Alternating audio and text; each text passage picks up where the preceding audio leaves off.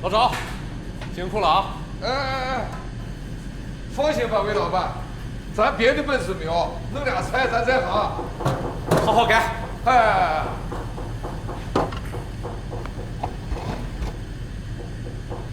小曹，一会儿把这收拾一下啊。好。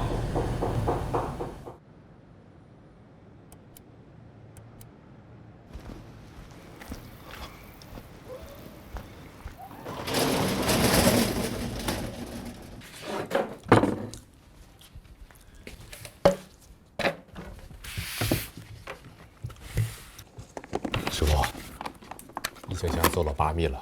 可以了，不能太深。这离河近，风水区啊，容易渗水。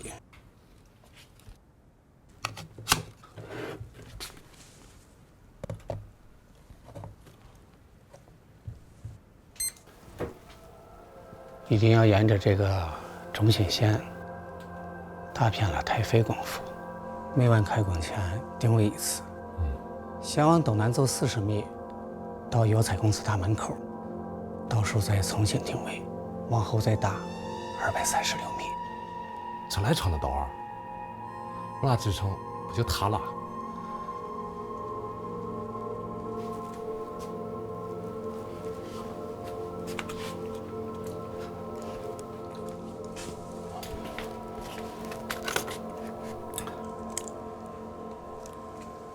走蛇形，每個通道之間都有這個土梁自然支撐。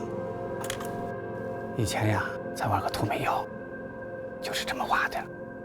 你再找找叔叔。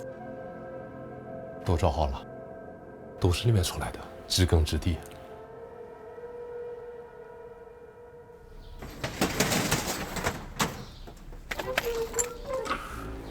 进来。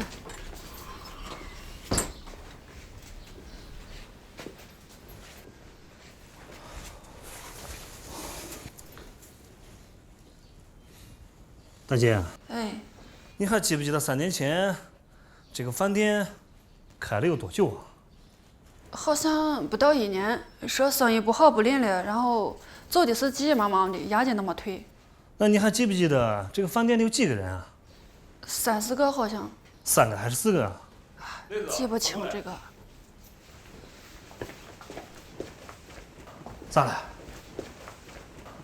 你看這2塊磚有啥區別呢？